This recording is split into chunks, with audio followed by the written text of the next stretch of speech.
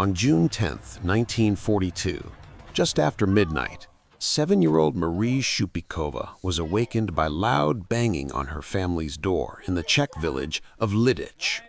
German soldiers burst into her home, shouting orders. Her father was dragged outside with all the other men. Marie, her mother, and her younger siblings were forced into the village square with all the other women and children. As dawn broke, Marie watched as her father and 172 other men were marched to the Horák farm at the edge of the village. Then the shooting began. Group by group, the men were executed against a mattress-lined wall to muffle the sound. Maria's father died that morning. By afternoon, every man in Lidice was dead. Marie and the other children were separated from their mothers. She clung to her mother's dress, screaming, but soldiers tore her away. The women were loaded onto trucks and sent to concentration camps. Marie and 81 other children were put in a different truck. They were told they were going to a new home. Instead, they were taken to Chełmno death camp in Poland. There, Marie and the other children were herded into a large truck. The doors locked, the engine started, but the truck didn't move. Instead, exhaust fumes were pumped into the sealed compartment. Marie died from carbon monoxide poisoning, her small body collapsing on top of other children. She was 7 years old. If this story breaks your heart, if you cannot imagine the terror of those children, then like this video, subscribe to our channel, and comment below. Share this so these 82 children are never forgotten. Because Lidice wasn't just a massacre, it was the complete erasure of a village and the systematic murder of children. Now let me take you back to May 1942 to understand why Hitler ordered an entire village destroyed. To understand the Lidice massacre, we must first understand the assassination that triggered it. In September 1941, Reinhard Heydrich, one of the most powerful and brutal Nazi leaders, was appointed acting Reich Protector of Bohemia and Moravia, the German designation for occupied Czechoslovakia. Heydrich was known as the Butcher of Prague and the Hangman. He was the principal architect of the Holocaust, having organized the Wannsee Conference in January 1942, where the final solution was formalized. He was also head of the Reich Security Main Office, which controlled the Gestapo, SS intelligence, and the concentration camp system. Under Heydrich's rule, Czech resistance was brutally suppressed. Thousands were arrested, tortured, and executed. Heydrich declared martial law and unleashed a reign of terror designed to crush all opposition. The Czech government in exile in London, led by President Edvard Beneš, decided that Heydrich had to be eliminated. They organized Operation Anthropoid, a mission to assassinate Heydrich. 2 Czech and Slovak soldiers, Josef Gabčík and Jan Kubiš, were trained by the British Special Operations Executive and parachuted into Czechoslovakia in December 1941. They spent months planning the assassination. On May 27, 1942, as Heydrich's car slowed to navigate a sharp turn in Prague, Gabčík and Kubiš attacked. Gabčík's gun jammed, so Kubiš threw a modified anti-tank mine at the car. The explosion didn't kill Heydrich immediately, but shrapnel from the blast and fragments from the car's upholstery penetrated his body, causing severe internal injuries. Heydrich died 8 days later, on June 4, 1942, from blood poisoning and sepsis. Adolf Hitler was enraged. He wanted immediate and brutal revenge. The assassination had humiliated the Nazi regime and shown that even top leaders were vulnerable. Hitler ordered that the perpetrators be found and that massive reprisals be carried out against the Czech population. SS Obergruppenführer Kurt Dallewig, Heydrich's successor, was tasked with organizing the retaliation. The Nazis launched a massive manhunt for the assassins. They arrested thousands of Czechs, tortured suspects, and executed anyone suspected of being involved or harboring the resistance fighters. On June 18, 1942, after a tip from a collaborator, German forces surrounded the Church of Saints Cyril and Methodius in Prague, where Gabčík, Kubiš, and 5 other paratroopers were hiding. After hours of battle, the paratroopers committed suicide rather than be captured. But even after the assassins were dead, Hitler's thirst for revenge was not satisfied. The Nazis decided to make an example of entire communities to terrorize the Czech population into submission. They chose Lidice, a small mining village about 20 kilometers northwest of Prague with a population of approximately 500 people. The choice of Lidice was based on faulty intelligence and arbitrary cruelty. German investigators claimed to have found evidence linking the village to the assassination. Specifically, they suspected that some villagers had connections to Czech resistance members in Britain. The evidence was flimsy at best, largely consisting of letters between villagers and relatives who had fled Czechoslovakia before the war.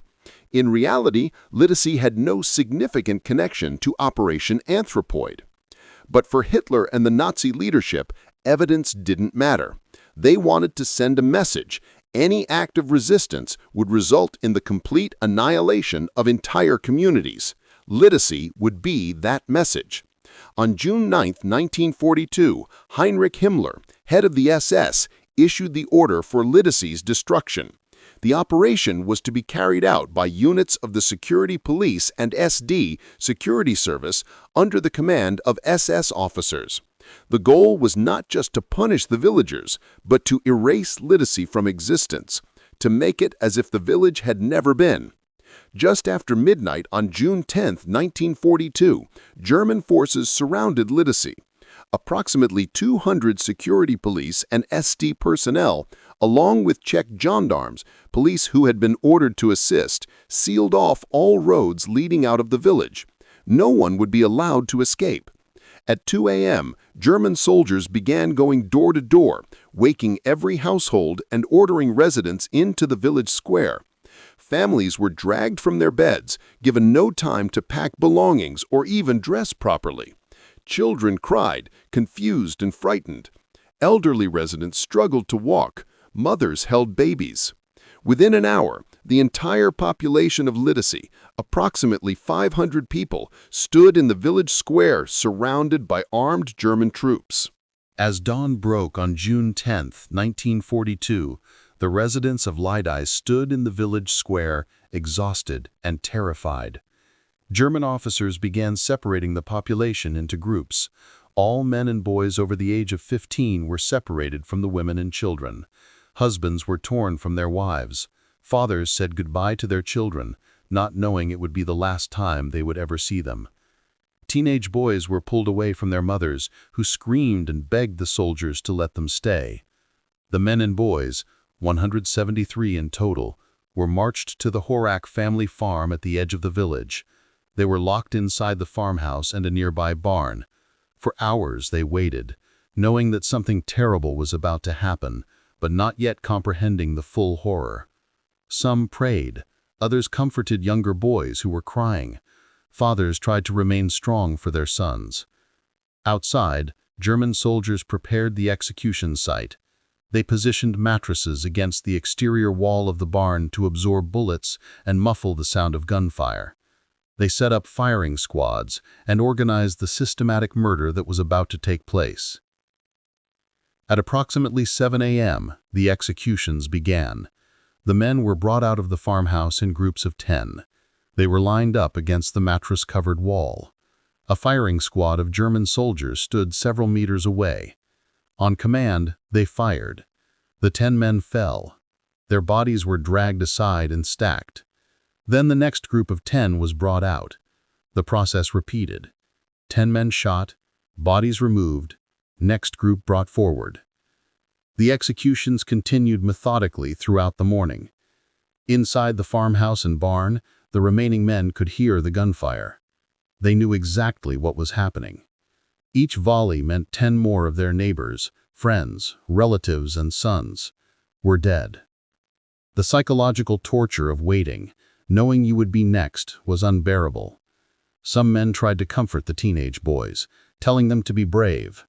Others prayed or wrote final messages to their families on scraps of paper that were later found on their bodies. By noon, all 173 men and boys from Lidice had been executed. Their bodies were piled in a mass grave that had been hastily dug near the farm. The youngest victim was 15 years old. The oldest was in his 80s. Fathers and sons died together. Brothers were shot side by side. An entire generation of Lidice's men was erased in one morning. But the massacre was only beginning. While the men were being executed, the women and children remained in the village square under armed guard. They could hear the distant gunfire but didn't yet know what it meant. Then, German officers informed them that all the men had been shot as punishment for the village's alleged support of terrorists. The women screamed, cried, and collapsed in grief. Children who didn't understand what was happening clung to their mothers. The 203 women were then separated from their children. This separation was one of the cruelest moments of the massacre. Mothers were torn from their babies and young children. The women begged and fought to stay with their children, but soldiers beat them and forced them onto trucks. The screams of the women and the cries of the children could be heard throughout the village. Some women never recovered psychologically from this moment. The women were transported to a school gymnasium in the nearby town of Chełmno, where they were held for several days. Then, on June 12th, they were deported to Ravensbrück concentration camp in Germany, one of the largest camps for women. Life in Ravensbrück was brutal. Forced labor, starvation, disease, and constant violence. Of the 203 women from Lidice, 60 died in the camp from exhaustion, disease, beatings, or execution. The survivors would not return home until after the war ended in 1945. Meanwhile, the 105 children of Lidice faced an even more horrific fate. The children, ranging from infants to teenagers, were taken to a gymnasium in Chełmno, where they were held for several weeks. SS racial experts examined each child to determine if any were suitable for Germanization, the process of forcibly assimilating racially acceptable children into German families. 9 infants and very young children were selected as racially valuable. They had blonde hair, blue eyes, and features that the Nazis considered Aryan. These 9 children were given new German names, falsified birth certificates, and handed over to German families who raised them as their own. The children's original identities were erased.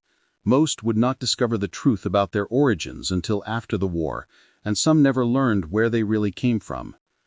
The remaining 82 children, those deemed not suitable for Germanization, were marked for death. They ranged in age from 1-year-old to 16 years old. In early July 1942, these 82 children were loaded onto trucks and transported across occupied Poland to the Chełmno extermination camp, located northwest of Lodz. Chełmno was the first Nazi extermination camp, operational from December 1941. Unlike later camps such as Auschwitz or Treblinka, Chełmno had no gas chambers. Instead, it used mobile gas vans, large trucks that had been modified so that exhaust fumes could be redirected into sealed cargo compartments. Victims were loaded into the back of these vans, the doors were locked, and the engine was started. Carbon monoxide from the exhaust slowly filled the compartment, poisoning everyone inside. Death was slow and agonizing, taking 10 to 30 minutes. When the 82 children from Lidice arrived at Chełmno in July 1942, they had already been traveling for days. They were exhausted, frightened, and confused. Many of the younger children cried constantly, calling for their mothers. The older children tried to comfort the younger ones, but they themselves were terrified. SS guards at Chełmno showed no mercy. The children were herded into groups and loaded into the gas vans. The older children may have realized what was about to happen, but the younger ones probably didn't understand. Witnesses who survived Chełmno later testified about the sounds that came from the vans as the engine started, screaming, pounding on the metal walls, and then, gradually, silence.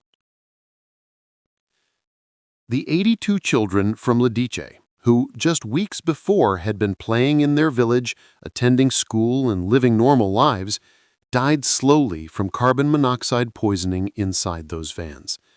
Their small bodies were then dumped into mass graves in the forest near Chełmno.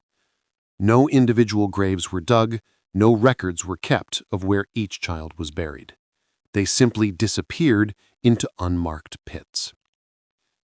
Among the 82 murdered children were entire sibling groups. The Šupik family lost 3 children: Marie, age 7, Václav, age 6, and František, age 4. The Horák family lost 4 children. The youngest victim was a 1-year-old baby. The oldest was a 16-year-old girl. Today, at the Lidice Memorial Site, there is a sculpture called Memorial to the Children Victims of the War, created by artist Marie Uchytilova. It consists of 82 bronze statues of children, each representing one of the murdered children of Lidice. The statues stand in a meadow where the old village once stood, eternally frozen as children, never allowed to grow up. Back in Lidice, after the men had been executed, the women deported, and the children taken away, the SS began the final phase of the operation, the complete physical erasure of the village. On June 10 to 11, 1942, German soldiers and Czech forced laborers systematically burned every building in Lidice. All 95 houses were set on fire. The church was destroyed. The school was burned. The town hall, the shops, the barns, everything was reduced to ashes. But the Nazis went even further. After the buildings were burned, they used dynamite to blow up anything that remained standing. They wanted to ensure that no trace of Lidice's architecture survived. Then they brought in bulldozers and leveled all the rubble. The debris was spread out and covered with soil. The Nazis even filled in the village pond, redirected the stream that ran through Lidice, and plowed over the fields to remove any indication that a village had been there. They dug up the bodies from the village cemetery and removed them so that even the dead would not remain. They planted grass and trees to make the area look like natural, undeveloped land. Finally, they removed all references to Lidice from maps and official documents. Road signs pointing to Lidice were taken down. The name was deleted from postal directories. In official Nazi records, Lidice was recorded as having been eliminated and was to never be mentioned again. Within days, the village of Lidice had been erased from existence. Where a community of 500 people had lived for centuries, there was now only empty fields. It was as if Lidice had never existed.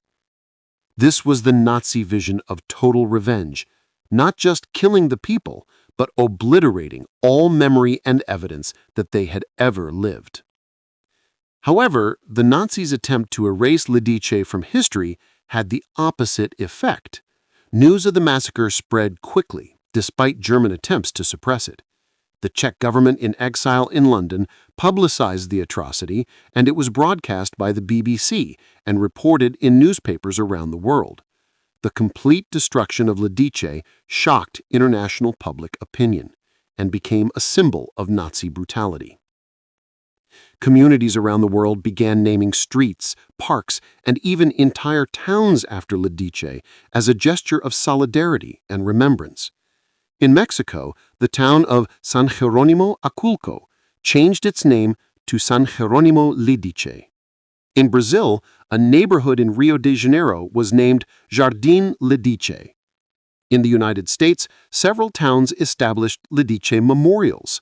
The village that the Nazis tried to erase became internationally famous.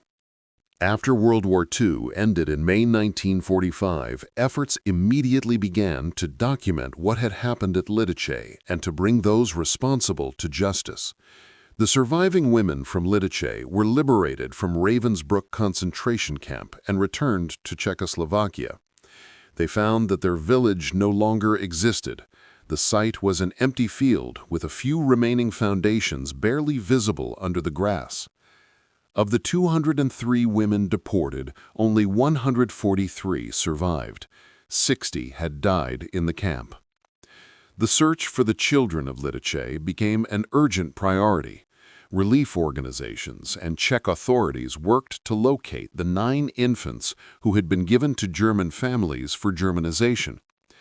Over several years, 7 of these children were found, and their identities confirmed through dental records and other evidence.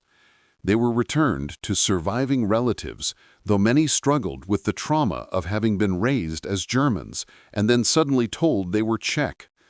2 children were never found and are presumed to have died. Of the 82 children who had been sent to Chełmno, none survived, not a single one. Investigators confirmed that all 82 had been murdered in the gas vans in July 1942. Their bodies were never individually identified. They remained in the mass graves at Chełmno, mixed with thousands of other victims.